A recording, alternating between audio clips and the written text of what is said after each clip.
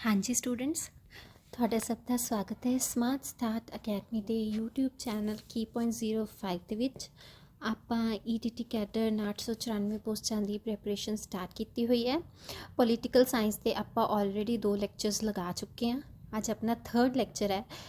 ਕੱਲ੍ਹ ਦੇ ਲੈਕਚਰ ਵਿੱਚ ਆਪਾਂ ਪੜ੍ਹਿਆ ਸੀ ਕਿ ਭਾਰਤੀ ਲੋਕਤੰਤਰ ਜੋ ਹੈ ਉਹਦੀ ਸਥਾਪਨਾ ਕਦੋਂ ਹੋਈ, ਕਿਵੇਂ ਹੋਈ, ਕਿੰਨਾ ਦੇ ਥਰੂ ਹੋਈ।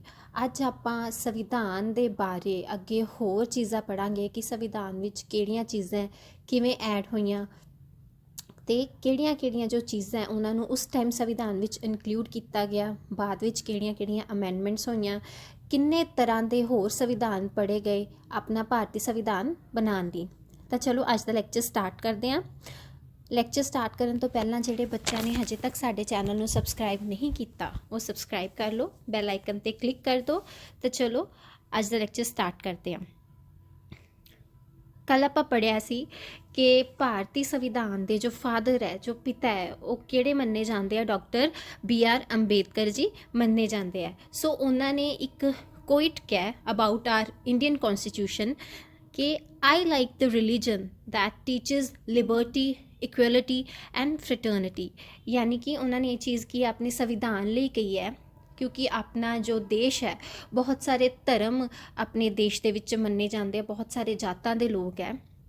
ਸੋ ਉਹਨਾਂ ਦੇ ਅਕੋਰਡਿੰਗ ਆਪਣੇ ਦੇਸ਼ ਨੂੰ ਚਲਾਉਣ ਲਈ ਇੱਕ ਇਹੋ ਜਿਹਾ ਇੱਕ ਗਾਈਡੈਂਸ ਹੋਣੀ ਚਾਹੀਦੀ ਸੀਗੀ ਕਿ ਜੋ ਸਾਰੇ ਧਰਮਾਂ ਦੇ ਲੋਕ ਆ ਉਹ ਆਪਸ ਵਿੱਚ ਮਿਲ ਕੇ ਰਹਿ ਸਕਣ। ਸੋ ਉਹਨਾਂ ਦਾ ਮੰਨਣਾ ਸੀ ਕਿ ਜੋ ਸੰਵਿਧਾਨ ਹੈ ਇਹ ਸਭ ਨੂੰ ਕੀ ਹੈ ਆਪਸ ਵਿੱਚ ਮਿਲ ਕੇ ਰਹਿਣ ਬਾਰੇ ਟੀਚ ਕਰੇਗਾ, ਦੱਸੇਗਾ। ਸੋ ਨੈਕਸਟ ਦੇਖੋ, ਸੰਵਿਧਾਨ ਦੀ ਸ਼ੁਰੂਆਤ ਕਿੱਥੋਂ ਹੁੰਦੀ ਹੈ? ਜੋ ਆਪਣਾ ਇੰਡੀਅਨ ਕੌਨਸਟੀਟਿਊਸ਼ਨ ਹੈ, ਸੰਵਿਧਾਨ ਦੀ ਸ਼ੁਰੂਆਤ ਹੁੰਦੀ ਹੈ ਪ੍ਰਸਤਾਵਨਾ ਤੋਂ। ਸੰਵਿਧਾਨ ਦੀ ਜੋ ਪ੍ਰਸਤਾਵਨਾ ਹੈ ਬਹੁਤ ਹੀ ਇੰਪੋਰਟੈਂਟ ਹੈ। ਤਾਂ ਦੇਖੋ ਪ੍ਰਸਤਾਵਨਾ ਕੀ ਹੈ ਆਪਣੇ ਭਾਰਤੀ ਸੰਵਿਧਾਨ ਦੀ।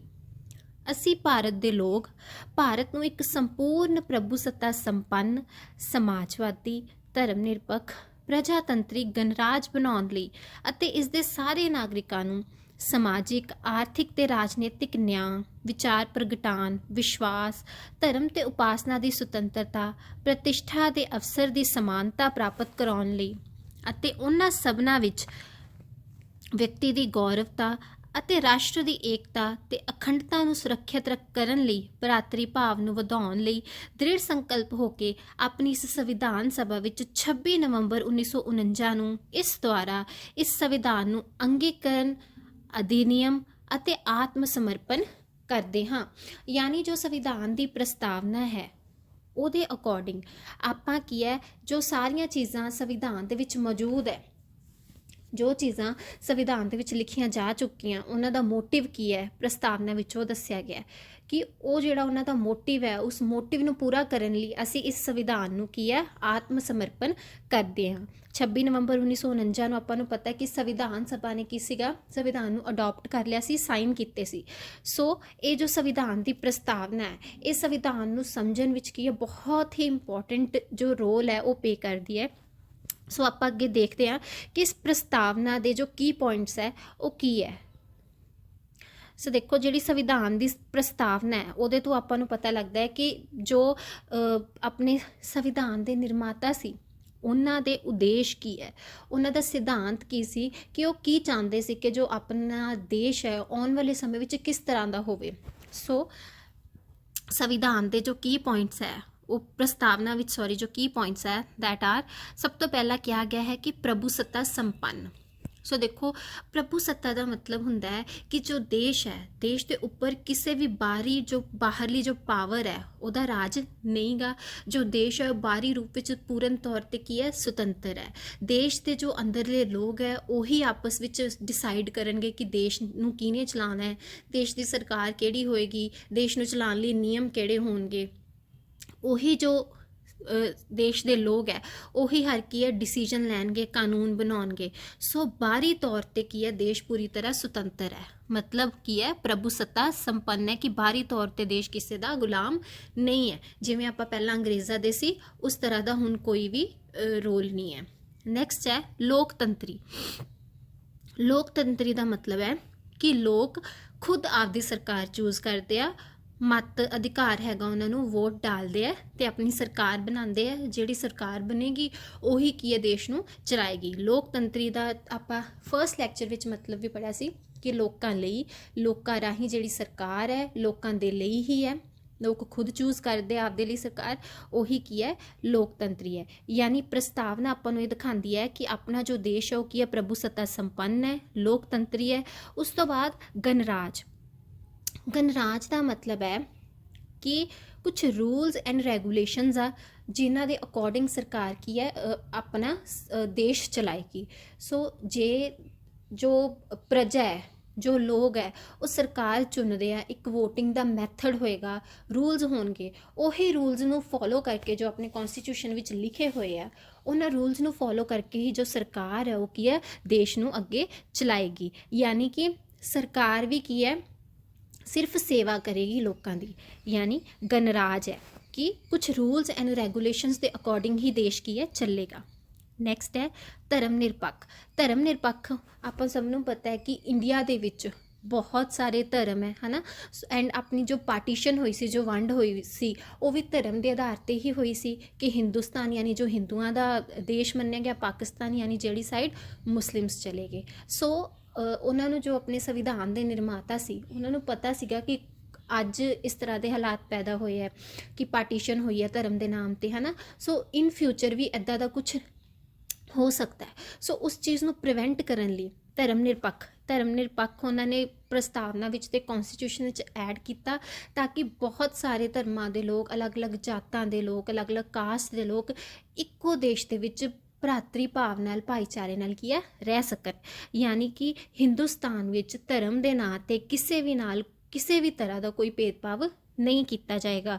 ਸਭ ਨੂੰ ਬਰਾਬਰ ਮੌਕੇ ਦਿੱਤੇ ਜਾਣਗੇ, ਨੌਕਰੀ ਦੇ, ਕੁਝ ਪਰਫਾਰਮ ਕਰਨ ਦੇ, ਆਪਦੇ ਲੈਵਲ ਦੇ ਅਕੋਰਡਿੰਗ ਉਹਨਾਂ ਨੂੰ ਬਰਾਬਰ ਦੇ ਮੌਕੇ ਦਿੱਤੇ ਜਾਣਗੇ। ਧਰਮ ਦੇ ਆਧਾਰ 'ਤੇ ਕੋਈ ਵੀ ਭੇਦਭਾਵ ਨਹੀਂ ਕੀਤਾ ਜਾਏਗਾ ਕਿ ਕਿਸੇ ਨੂੰ ਰੋਕਿਆ ਨਹੀਂ ਜਾਏਗਾ ਕਿ ਤੁਸੀਂ ਆਹ ਧਰਮ ਇੱਥੇ ਨਹੀਂ ਪੂਜ ਸਕਦੇ, ਤੁਸੀਂ ਇਸ ਧਰਮ ਨੂੰ ਨਹੀਂ ਮੰਨ ਸਕਦੇ, ਤੁਸੀਂ ਇਸ ਧਰਮ ਦੇ ਮੰਦਿਰ ਵਿੱਚ ਨਹੀਂ ਜਾ ਸਕਦੇ, ਇਸ ਤਰ੍ਹਾਂ ਦੀ ਕੋਈ ਵੀ ਗੱਲ ਨਹੀਂ ਹੋਏਗੀ। ਨੈਕਸਟ ਹੈ ਸਮਾਜਵਾਦੀ। ਦੇਖੋ ਸਮਾਜਵਾਦੀ ਦਾ ਮਤਲਬ ਹੈ ਇਕੁਐਲਿਟੀ। ਸਮਾਜਵਾਦੀ ਦਾ ਮਤਲਬ ਹੋਇਆ ਕਿ ਕੁਛ ਲੋਕ, ਜਿਵੇਂ ਪਹਿਲਾਂ ਹੁੰਦਾ ਸੀ ਕਿ ਆਪਣੇ ਜੋ ਕਾਸਟ ਸੀਗੀਆਂ ਉਹ ਵੰਡੀਆਂ ਹੋਈਆਂ ਸੀ ਕਿ ਆ ਉੱਪਰਲੀ ਕਾਸਟ ਹੈ, ਨੀਚੇ ਵਾਲੀ ਹੈ, ਕਿ ਆ ਜੋ ਲੋਕ ਹੈ ਉੱਪਰਲੀ ਕਾਸਟ ਦੇ ਲੋਕਾਂ ਦੇ ਅੰਡਰ ਹੀ ਕੰਮ ਕਰਨਗੇ, ਹੈ ਨਾ। ਇੱਦਾਂ ਦਾ ਹੁਣ ਕੁਛ ਵੀ ਨਹੀਂ ਹੋਏਗਾ ਕਿ ਕਿਸੇ ਇੱਕ ਪਰਟੀਕੂਲਰ ਕਾਸਟ ਦਾ, ਕਿਸੇ ਇੱਕ ਪਰਟੀਕੂਲਰ ਕਾਸਟ ਦੇ ਬੰਦੇ ਦਾ ਰਾਜ ਨਹੀਂ ਹੋਵੇਗਾ। ਸਭ ਨੂੰ ਬਰਾਬਰ ਹੀ ਮੰਨਿਆ ਜਾਏਗਾ। ਸਭ ਦੇ ਲਈ ਰੂਲਸ ਕੀ ਹੋਣਗੇ ਇਕੁਅਲ ਹੋਣਗੇ। ਸਭ ਦੇ ਲਈ ਸਾਰੀਆਂ ਚੀਜ਼ਾਂ ਦੇਸ਼ ਦੇ ਵਿੱਚ ਕੀ ਆ ਇਕੁਅਲੀ ਹੀ ਪ੍ਰੋਵਾਈਡ ਕਰਵਾਈਆਂ ਜਾਣਗੀਆਂ। ਸਾਰੇ ਰਿਸੋਰਸ, ਸਾਰੇ ਸੋਰਸਿਸ ਕੀ ਆ ਇਕੁਅਲੀ ਪ੍ਰੋਵਾਈਡ ਕੀਤੇ ਜਾਣਗੇ। ਕੋਈ ਵੀ ਉੱਚਾ ਨੀਵਾਂ ਬੰਦਾ ਨਹੀਂ ਹੋਏਗਾ। ਸੋ ਇਹ ਸੀ ਕਿ ਜੋ ਆਪਣੀ ਪ੍ਰਸਤਾਵਨਾ ਦੇ ਕੀ ਪੁਆਇੰਟ ਹੈ ਕਿ ਜੋ ਭਾਰਤ ਹੈ ਉਹ ਕੀ ਹੈ ਪ੍ਰਭੂ ਸੱਤਾ ਸੰਪੰਨ, ਲੋਕਤੰਤਰੀ ਗਣਰਾਜ ਹੈ, ਧਰਮ ਨਿਰਪੱਖ ਹੈ ਤੇ ਸਮਾਜਵਾਦੀ ਹੈ। ਨੈਕਸਟ ਦੇਖੋ, ਨੈਕਸਟ ਪ੍ਰਸਤਾਵਨਾ ਦੇ ਵਿੱਚ ਨਿਆਂ ਦੀ ਤੇ ਸੁਤੰਤਰਤਾ ਦੀ, ਸਮਾਨਤਾ ਦੀ ਗੱਲ ਕੀਤੀ ਗਈ ਸੀ। ਨਿਆਂ ਕਿਹੜੇ ਤਰ੍ਹਾਂ ਦੇ ਨਿਆਂ ਦੀ ਗੱਲ ਕੀਤੀ ਗਈ ਹੈ? ਸਮਾਜਿਕ ਨਿਆਂ, ਆਰਥਿਕ ਨਿਆਂ ਤੇ ਰਾਜਨੀਤਿਕ ਨਿਆਂ। ਯਾਨੀ ਜੋ ਵੀ ਭਾਰਤ ਦੇ ਲੋਕ ਹੈ ਉਹਨਾਂ ਨੂੰ ਸਮਾਜਿਕ ਤੌਰ 'ਤੇ, ਆਰਥਿਕ ਤੌਰ 'ਤੇ ਤੇ ਰਾਜਨੀਤਿਕ ਤੌਰ 'ਤੇ ਪੂਰੀ ਤਰ੍ਹਾਂ ਕੀ ਹੈ ਨਿਆਂ ਮਿਲੇਗਾ। ਆਪਣੀ ਨਿਆਂਪਾਲਿਕਾ ਜੋ ਹੈ ਪੂਰੀ ਤਰ੍ਹਾਂ ਸੁਤੰਤਰ ਹੈ। ਨਿਆਂਪਾਲਿਕਾ ਦੇ ਉੱਤੇ ਸਰਕਾਰ ਦਾ ਕੋਈ ਜਾਂ ਸਰਕਾਰ ਦਾ ਕੀ ਕਿਸੇ ਹੋਰ ਉੱਚੀ ਪਦਵੀ 'ਤੇ ਕੋਈ ਵੀ ਇਨਸਾਨ ਹੈ ਉਹਦਾ ਕੋਈ ਪ੍ਰੈਸ਼ਰ ਨਹੀਂ ਹੋਊਗਾ। ਹਰ ਬੰਦੇ ਨੂੰ ਪੂਰਨ ਤੌਰ 'ਤੇ ਨਿਆਂ ਮਿਲੇਗਾ, ਸਮਾਜਿਕ ਹੋਏ ਚਾਹੇ ਆਰਥਿਕ ਹੋਏ। ਸਮਾਜਿਕ ਯਾਨੀ ਕਿਸੇ ਵੀ ਚੀਜ਼ ਦਾ ਅਗਰ ਆਪਾਂ ਦੇਖਦੇ ਹਾਂ ਕਿ ਆਪਾਂ ਨੂੰ ਆਹ ਰਾਈਟ ਨਹੀਂ ਮਿਲ ਰਿਹਾ, ਆਪਣਾ ਆਹ ਰਾਈਟ ਕੀ ਹੈ ਕਿਸੇ ਵੱਲੋਂ ਦਬਾਇਆ ਜਾ ਰਿਹਾ, ਤਾਂ ਆਪਾਂ ਰਿਟ ਜਾਰੀ ਕਰਵਾ ਸਕਦੇ ਹਾਂ, ਆਪਾਂ ਕੇਸ ਕਰ ਸਕਦੇ ਹਾਂ, ਆਪਾਂ ਨੂੰ ਨਿਆਂ ਮਿਲੇਗਾ। ਆਰਥਿਕ ਤੌਰ 'ਤੇ ਕਿ ਕੋਈ ਆਪਣੀ ਇਨਕਮ ਦੇ ਰਿਲੇਟਿਡ ਕੁਛ ਹੈ ਉਸ ਤੌਰ 'ਤੇ ਆਪਾਂ ਨੂੰ ਨਿਆਂ ਮਿਲੇਗਾ। ਰਾਜਨੀਤਿਕ ਨਿਆਂ ਦਾ ਮਤਲਬ ਕੀ ਹੈ ਕਿ ਆਪਾਂ ਨੂੰ ਸਭ ਨੂੰ ਵੋਟ ਡਾਲਣ ਦਾ ਅਧਿਕਾਰ ਹੈ। ਇੱਕ ਸਪੈਸੀਫਿਕ ਏਜ ਹੈ, ਉਹਦੇ ਅਕੋਰਡਿੰਗ ਆਪਾਂ ਵੋਟ ਡਾਲ ਸਕਦੇ ਹਾਂ। ਕੁਛ ਅਗਰ ਆਪਾਂ ਪੋਲੀਟਿਕਸ ਵਿੱਚ ਜਾਣਾ ਚਾਹੁੰਦੇ ਹਾਂ ਤਾਂ ਉਹਦੇ ਲਈ ਵੀ ਬਸ ਸਪੈਸੀਫਿਕ ਏਜ ਹੈ ਕਿ ਅਗਰ ਆਪਾਂ ਉਸ ਏਜ ਲਈ ਐਲੀਜੀਬਲ ਹੈ, ਆਪਾਂ ਉਹ ਸਾਰੀਆਂ ਸ਼ਰਤਾਂ ਪੂਰੀਆਂ ਕਰ ਰਹੇ ਹਾਂ ਤਾਂ ਆਪਾਂ ਰਾਜਨੀਤਿਕ ਤੌਰ 'ਤੇ ਵੀ ਖੜੇ ਹੋ ਸਕਦੇ ਹਾਂ। ਸੋ ਸਮਾਜਿਕ, ਆਰਥਿਕ ਤੇ ਰਾਜਨੀਤਿਕ ਤਿੰਨੋਂ ਤਰ੍ਹਾਂ ਦਾ ਨਿਆਂ ਮਿਲਦਾ ਹੈ।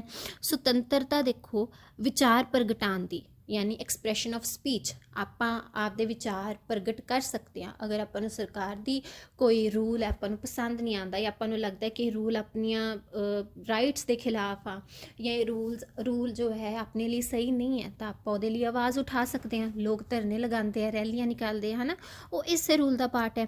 ਸੋਚਣ ਦੀ ਸੁਤੰਤਰਤਾ ਹੈ, ਆਪਾਂ ਕੁਛ ਵੀ ਸੋਚ ਸਕਦੇ ਹਾਂ, ਕਿਸੇ ਵੀ ਤਰ੍ਹਾਂ ਦੀ ਆਪਾਂ ਨੂੰ ਰੋਕ ਟੋਕ ਨਹੀਂ ਗਾ ਕਿ ਤੁਸੀਂ ਇਸ ਏਜ ਦੇ ਹੋ ਤਾਂ ਤੁਸੀਂ ਆਹ ਚੀਜ਼ਾਂ ਨਹੀਂ ਸੋਚ ਸਕਦੇ, ਇੱਦਾਂ ਦਾ ਕੋਈ ਰੂਲ ਨਹੀਂ ਬਣਿਆ ਹੋਇਆ ਕੌਨਸਟੀਟਿਊਸ਼ਨ ਵਿੱਚ।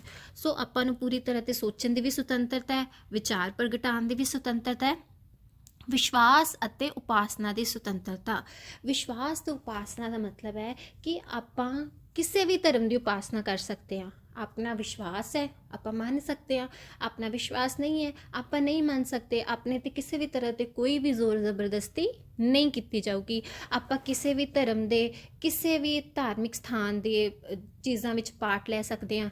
ਨਹੀਂ ਵਿਸ਼ਵਾਸ ਨਹੀਂ ਲੈ ਸਕਦੇ। ਕੋਈ ਵੀ ਬੰਧਨ ਨਹੀਂ ਹੈ, ਕੋਈ ਵੀ ਪ੍ਰੈਸ਼ਰ ਨਹੀਂ ਹੈ ਕਿ ਤੁਸੀਂ ਮੰਨਣਾ ਹੀ ਮੰਨਣਾ ਇਸ ਚੀਜ਼ ਨੂੰ ਤੇ ਨਹੀਂ ਮੰਨਣਾ ਇਸ ਚੀਜ਼ ਨੂੰ।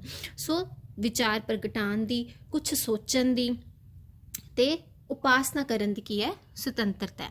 ਫਿਰ ਸਮਾਨਤਾ ਹੈ। ਸਮਾਨਤਾ ਯਾਨੀ ਪਦਵੀ ਅਤੇ ਮੌਕੇ ਦੀ ਸਮਾਨਤਾ। ਯਾਨੀ ਅਗਰ ਆਪਾਂ ਕਿਸੇ ਚੀਜ਼ ਲਈ ਐਲੀਜੀਬਲ ਹੈ, ਆਪਣੇ 'ਚੋਂ ਟੈਲੈਂਟ ਹੈ, ਤਾਂ ਆਪਾਂ ਕੀ ਹੈ ਬਰਾਬਰ ਦੇ ਮੌਕੇ ਲੈਣ ਦੇ ਆਪਾਂ ਨੂੰ ਕੀ ਹੈ ਅਧਿਕਾਰ ਪ੍ਰਾਪਤ ਹੈ। ਚਾਹੇ ਆਪਾਂ ਕੋਈ ਵੀ ਕਾਸਟ ਦੇ ਹਾਂ, ਕੋਈ ਵੀ ਜੈਂਡਰ ਦੇ ਹਾਂ, ਕੋਈ ਵੀ ਆਪਣਾ ਰਿਲੀਜਨ ਹੈ, ਕਿਸੇ ਵੀ ਤਰ੍ਹਾਂ ਦਾ ਕੋਈ ਵੀ ਭੇਦਭਾਵ ਨਹੀਂ ਕੀਤਾ ਜਾਊਗਾ। ਕੋਈ ਵੀ ਮੌਕੇ ਦੇਣ ਲਈ, ਕੋਈ ਵੀ ਐਗਜ਼ਾਮ ਦੇਣ ਲਈ ਜੋ ਵੈਕੈਂਸੀਜ਼ ਲਈ ਨਿਕਲਦੇ ਜਿਵੇਂ ਹੁਣ ਹੈ ਨਾ, ਤੇ ਕੋਈ ਵੀ ਤਰ੍ਹਾਂ ਦਾ ਭੇਦਭਾਵ ਨਹੀਂ ਕੀਤਾ ਜਾਂਦਾ। ਸਭ ਨੂੰ ਬਰਾਬਰ ਦੇ ਮੌਕੇ ਦਿੱਤੇ ਜਾਂਦੇ ਉਹਨਾਂ ਦੇ ਟੈਲੈਂਟ ਦੇ ਅਕੋਰਡਿੰਗ। ਜੋ ਡਿਜ਼ਰਵ ਕਰਦਾ ਹੈ ਉਹਨੂੰ ਉਹ ਚੀਜ਼ ਮਿਲ ਜਾਂਦੀ ਹੈ। ਨੈਕਸਟ ਦੇਖੋ ਭਾਈਚਾਰਾ। ਵਿਅਕਤੀ ਦੀ ਗੌਰਵਤਾ ਨੂੰ ਵਧਾਉਣ ਵਾਲਾ ਭਾਈਚਾਰਾ, ਰਾਸ਼ਟਰੀ ਏਕਤਾ ਤੇ ਅਖੰਡਤਾ ਨੂੰ ਵਧਾਉਣ ਵਾਲਾ ਭਾਈਚਾਰਾ। ਭਾਈਚਾਰਾ ਯਾਨੀ ਸਭ ਨੇ ਮਿਲ ਜੁਲ ਕੇ ਰਹਿਣਾ ਹੈ, ਚਾਹੇ ਉਹ ਹਿੰਦੂ ਹੈ, ਚਾਹੇ ਮੁਸਲਿਮ ਹੈ, ਚਾਹੇ ਸਿੱਖ ਹੈ, ਉਹ ਚਾਹੇ ਈਸਾਈ ਹੈ। ਇਸ ਤਰ੍ਹਾਂ ਮਿਲ ਜੁਲ ਕੇ ਰਹਿਣਾ ਹੈ ਕਿ ਦੇਸ਼ ਦੀ ਅਖੰਡਤਾ, ਦੇਸ਼ ਦੀ ਏਕਤਾ ਕੀ ਹੈ ਬਣੀ ਰਵੇ। ਸੋ ਇਹ ਸੀਗੇ ਆਪਣੇ ਪ੍ਰਸਤਾਵਨਾ ਦੇ ਕੁਝ ਕੀ ਪੁਆਇੰਟਸ ਕਿ ਪ੍ਰਸਤਾਵਨਾ ਦੇ ਵਿੱਚ ਦਿੱਤਾ ਹੋਇਆ ਕਿ ਆਪਣਾ ਦੇਸ਼ ਕੀ ਹੈ, ਪ੍ਰਭੂ ਸੱਤਾ ਸੰਪੰਨ ਹੈ, ਲੋਕਤੰਤਰ ਹੈ, ਗਣਰਾਜ ਹੈ, ਸਮਾਜਵਾਦੀ ਹੈ ਤੇ ਧਰਮ ਨਿਰਪੱਖ ਹੈ। ਫਿਰ 3 ਤਰ੍ਹਾਂ ਦਾ ਨਿਆਂ ਦਿੱਤਾ ਹੋਇਆ ਹੈ, ਆਰਥਿਕ, ਸਮਾਜਿਕ ਤੇ ਰਾਜਨੀਤਿਕ।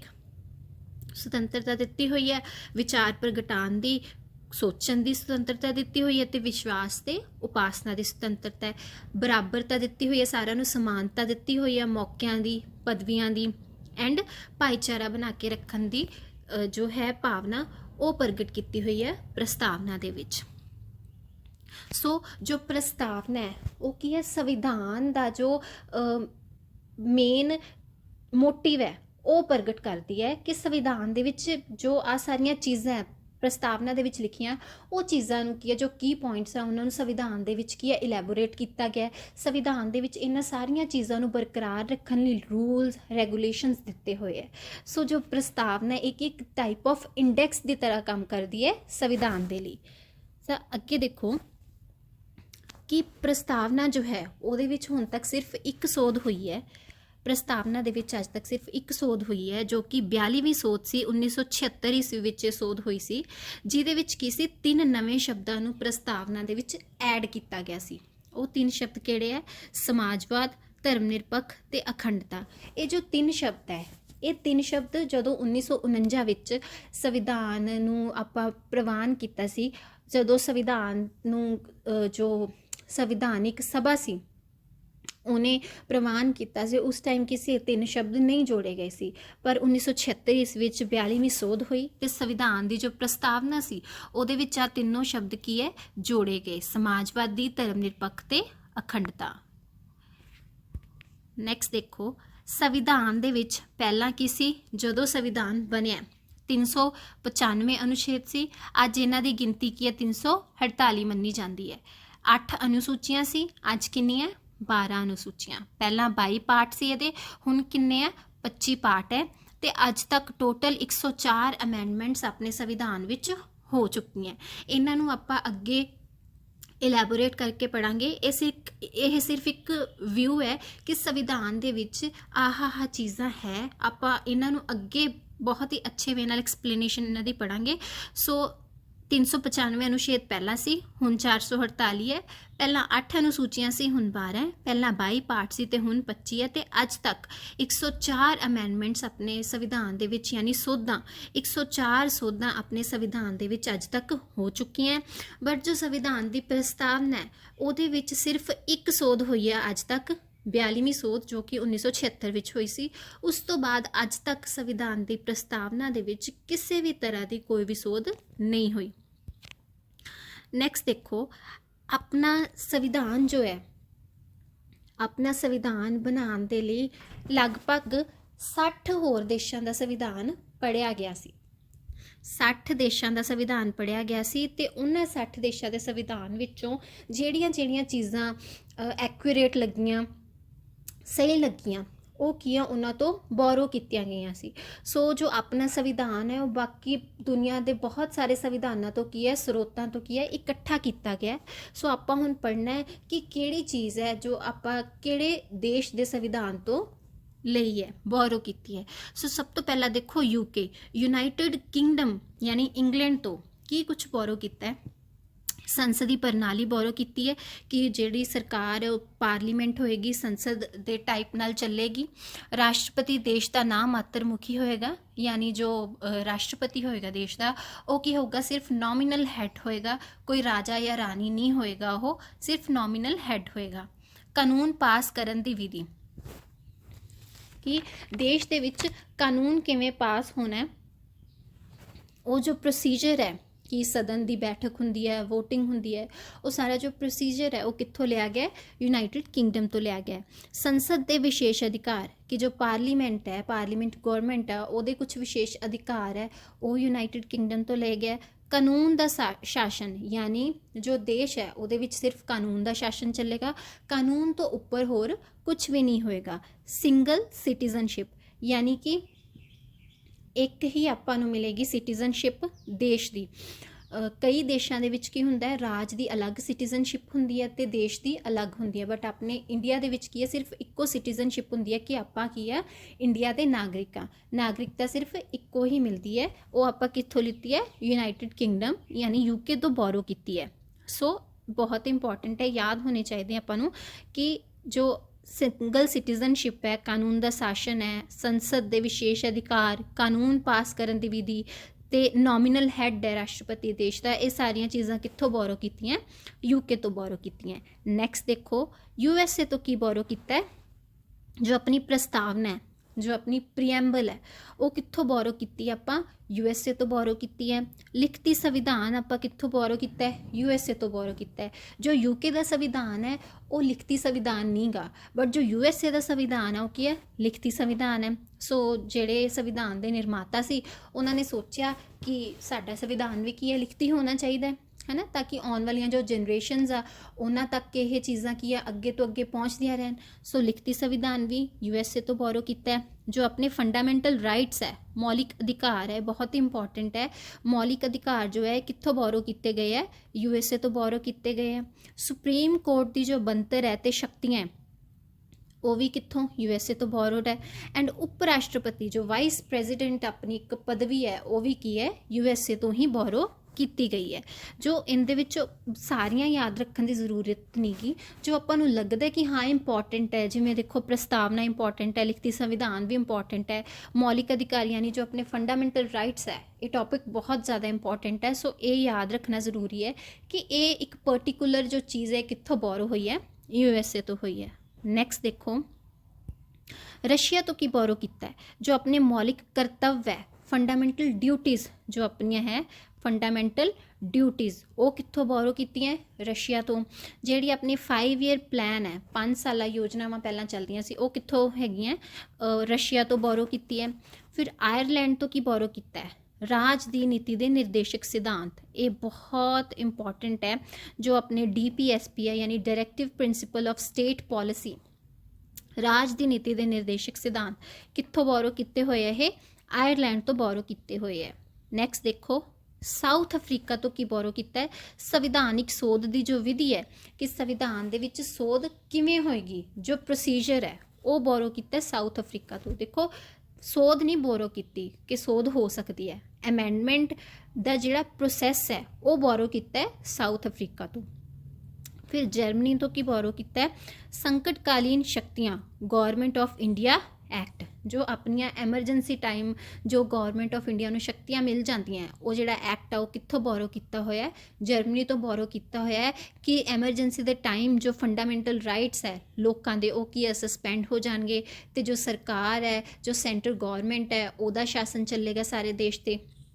ਇੱਦਾਂ ਦੀਆਂ ਜੋ ਸ਼ਕਤੀਆਂ, ਇਹ ਸਾਰੀਆਂ ਸ਼ਕਤੀਆਂ ਆਪਾਂ ਜਦੋਂ ਐਮਰਜੈਂਸੀ ਵਾਲਾ ਟੌਪਿਕ ਪੜ੍ਹਾਂਗੇ ਉਹਦੇ ਵਿੱਚ ਦੇਖਾਂਗੇ। ਬਟ ਮੇਨ ਹੈ ਕਿ ਜੋ ਐਮਰਜੈਂਸੀ ਟਾਈਮ ਜੋ ਸ਼ਕਤੀਆਂ ਮਿਲਦੀਆਂ ਗੌਰਮੈਂਟ ਆਫ ਇੰਡੀਆ ਨੂੰ, ਉਹ ਕੀ ਹੈ? ਜਰਮਨੀ ਤੋਂ ਲਿਆ ਗਿਆ।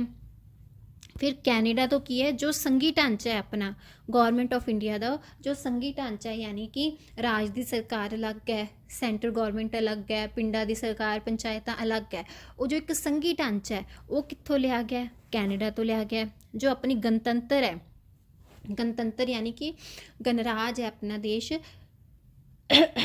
ਉਹ ਕਿੱਥੋਂ ਲਿਆ ਗਿਆ? ਫਰਾਂਸ ਤੋਂ ਲਿਆ ਗਿਆ। ਜੋ ਆਪਣੀਆਂ ਸਮਵਰਤੀ ਸੂਚੀਆਂ, ਜੋ ਆਪਣੇ ਉਹ ਸਮਵਰਤੀ ਸੂਚੀ ਹੈ ਉਹ ਕਿੱਥੋਂ ਆਸਟ੍ਰੇਲੀਆ ਤੋਂ ਲਈ ਗਈ ਹੈ। ਜੋ ਆਪਣੀ ਪ੍ਰਸਤਾਵਨਾ ਦੀ ਭਾਸ਼ਾ ਹੈ ਯਾਨੀ ਕਿ ਜੋ ਆਪਣੀ ਪ੍ਰੀਐਂਬਲ ਹੈ ਉਹਦੀ ਜੋ ਭਾਸ਼ਾ ਜੋ ਆਪਾਂ ਫਸਟ ਪੇਜ 'ਤੇ ਪੜ੍ਹੀ ਹੈ, ਲੈਂਗੁਏਜ ਆਫ ਪ੍ਰੀਐਂਬਲ, ਕਿ ਅਸੀਂ ਭਾਰਤ ਦੇ ਲੋਕ ਭਾਰਤ ਨੂੰ ਇੱਕ ਸੰਪੂਰਨ ਪ੍ਰਭੂ ਸੱਤਾ ਹੈ। ਜੋ ਲੈਂਗੁਏਜ ਹੈ ਜਿਸ ਵੇ ਨਾਲ ਪ੍ਰਸਤਾਵਨਾ ਲਿਖੀ ਹੋਈ ਹੈ ਇਹ ਕਿੱਥੋਂ ਲਿਆ ਗਈ ਹੈ? ਵੇ ਆਸਟ੍ਰੇਲੀਆ ਤੋਂ ਲਿਆ ਗਿਆ। ਨੈਕਸਟ ਦੇਖੋ, ਦੁਨੀਆ ਦਾ ਸਭ ਤੋਂ ਕਠੋਰ ਸੰਵਿਧਾਨ ਕਿਹੜੇ ਦੇਸ਼ ਦਾ ਹੈ? ਦੁਨੀਆ ਦਾ ਸਭ ਤੋਂ ਜੋ ਕਠੋਰ ਸੰਵਿਧਾਨ ਆ ਉਹ ਕੀ ਹੈ? USA ਦਾ ਹੈ। ਅਤੇ ਦੁਨੀਆ ਦਾ ਸਭ ਤੋਂ ਲਚਕੀਲਾ ਸੰਵਿਧਾਨ ਕੀ ਹੈ? UK ਦਾ। ਆਪਾਂ ਪਿੱਛੇ ਪੜ੍ਹੇ ਆ ਕਿ ਆਪਾਂ ਕਿਹੜੀਆਂ ਚੀਜ਼ਾਂ ਜੋ ਕਿਹੜੇ ਦੇਸ਼ਾਂ ਤੋਂ ਬੋਰੋ ਕੀਤੀਆਂ। ਬੇਸਿਕਲੀ ਦੇਖੋ 60 ਦੇਸ਼ਾਂ ਦਾ ਸੰਵਿਧਾਨ ਪੜ੍ਹਿਆ ਸੀ ਅਤੇ ਸੰਵਿਧਾਨ ਵਿੱਚ ਬਹੁਤ ਸਾਰੀਆਂ ਚੀਜ਼ਾਂ ਹੈ, ਬਟ ਇੱਥੇ ਆਪਾਂ ਸਿਰਫ ਮੇਨ ਚੀਜ਼ਾਂ ਪੜ੍ਹੀਆਂ ਜਿਨ੍ਹਾਂ ਨੂੰ ਅੱਗੇ ਆਪਾਂ ਹੋਰ ਐਕਸਪਲੇਨ ਕਰਨਾ, ਐਲੈਬੋਰੇਟ ਕਰਨਾ ਹੈ, ਜੋ ਆਪਣੇ ਸਿਲੇਬਸ ਦਾ ਪਾਰਟ ਹੈ। ਸੋ ਉਹ ਚੀਜ਼ਾਂ like fundamental rights, fundamental duties, DPSP, preamble, emergency, language of preamble, supreme court, ਹੈ ਨਾ। ਇਹ ਜੋ ਸਾਰੀਆਂ ਚੀਜ਼ਾਂ ਇਹ ਕੀ ਹੈ ਯਾਦ ਹੋਣੀਆਂ ਚਾਹੀਦੀਆਂ ਕਿ ਕਿਹੜੇ ਦੇਸ਼ ਤੋਂ ਕੀ ਆਪਾਂ ਬੋਰੋ ਕੀਤੀਆਂ। ਐਂਡ ਜੋ ਆਪਣਾ ਇੰਡੀਅਨ ਕੌਨਸਟੀਟਿਊਸ਼ਨ ਹੈ ਨਾ ਹੀ ਉਹ ਜ਼ਿਆਦਾ ਕੀ ਹੈ ਕਠੋਰ ਹੈ, ਨਾ ਹੀ ਉਹ ਜ਼ਿਆਦਾ ਕੀ ਹੈ ਲਚਕੀਲਾ ਹੈ। ਉਹ ਕੀ ਹੈ ਮਿਡ ਵਿੱਚ ਆਉਂਦਾ ਹੈ ਕਿ ਲਚਕੀਲਾ ਵੀ ਹੈ ਅਤੇ ਕਠੋਰ ਵੀ ਹੈ ਆਪਣਾ ਜੋ ਸੰਵਿਧਾਨ ਹੈ। ਬਟ ਜੋ ਦੁਨੀਆ ਦਾ ਸਭ ਤੋਂ ਕਠੋਰ ਸੰਵਿਧਾਨ ਹੈ ਉਹ ਕੀ ਹੈ? USA ਦਾ ਹੈ। ਐਂਡ ਦੁਨੀਆ ਦਾ ਸਭ ਤੋਂ ਲਚਕੀਲਾ ਸੰਵਿਧਾਨ ਕੀ ਹੈ? UK ਦਾ। ਸੋ ਅੱਜ ਲਈ ਇੰਨਾ ਹੀ ਸਟੂਡੈਂਟਸ, ਕੱਲ੍ਹ ਮਿਲਾਂਗੇ ਨੈਕਸਟ ਵੀਡੀਓ ਨਾਲ। ਨੈਕਸਟ ਲੈਕਚਰ ਦੇ ਵਿੱਚ ਆਪਾਂ ਡਿਸਕਸ ਕਰਾਂਗੇ ਕਿ ਸੰਵਿਧਾਨ ਦੀ ਅੱਗੋਂ ਜੋ ਆਪਾਂ ਫੰਡਾਮੈਂਟਲ ਰਾਈਟਸ ਹੈ, ਫੰਡਾਮੈਂਟਲ ਡਿਊਟੀਜ਼ ਹੈ, DPSP ਹੈ, ਐਮਰਜੈਂਸੀ ਹੈ, ਇਹ ਸਾਰੇ ਟੌਪਿਕ ਆਪਾਂ 1 by 1 ਹੌਲੀ ਕਰਕੇ ਡਿਸਕਸ ਕਰਾਂਗੀ ਕਿ ਕਿਹੜੇ ਪਾਰਟ ਦੇ ਵਿੱਚ, ਕਿਹੜੇ ਆਰਟੀਕਲ ਦੇ ਵਿੱਚ ਕਿਹੜਾ ਉਹ ਆਉਂਦੀ ਹੈ, ਕਿਹੜੀ ਚੀਜ਼ ਫੰਡਾਮੈਂਟਲ ਰਾਈਟਸ ਦਾ ਕਿਹੜਾ ਆਰਟੀਕਲ ਹੈ, DPSP ਦਾ ਕਿਹੜਾ ਆਰਟੀਕਲ ਹੈ, ਇਹਨਾਂ ਦੇ ਵਿੱਚ ਹੋਰ ਅੱਗੋਂ ਕੀ ਚੀਜ਼ਾਂ ਪੜ੍ਹਨ ਵਾਲੀਆਂ ਇਹ ਆਪਾਂ ਨੈਕਸਟ ਲੈਕਚਰਸ ਵਿੱਚ ਕੀ ਹੈ ਡਿਸਕਸ ਕਰਾਂਗੇ। ਤਾਂ ਉਦੋਂ ਤੱਕ ਤੁਸੀਂ ਬਨੇ ਰਹੋ ਸਾਡੇ ਨਾਲ ਅਤੇ ਲਾਈਕ, ਸ਼ੇਅਰ ਐਂਡ ਸਬਸਕ੍ਰਾਈਬ ਕਰਨਾ ਨਾ ਭੁੱਲਣਾ। ਮਿਲਦੇ ਹਾਂ ਨੈਕਸਟ ਵੀਡੀਓ ਦੇ ਵਿੱਚ। ਜੋ ਵੀ ਤੁਹਾਡੀ ਕੁਐਰੀਜ਼ ਹੋਈਆਂ ਉਹ ਤੁਸੀਂ ਕੌਮੈਂਟ ਸੈਕਸ਼ਨ ਵਿੱਚ ਪੁੱਛ ਸਕਦੇ ਹੋ ਐਂਡ ਸਾਨੂੰ WhatsApp 'ਤੇ ਵੀ ਮੈਸੇਜ ਕਰ ਸਕਦੇ ਹੋ। ਠੀਕ ਹੈ, ਟੇਕ ਕੇਅਰ ਸਟੂਡੈਂਟਸ।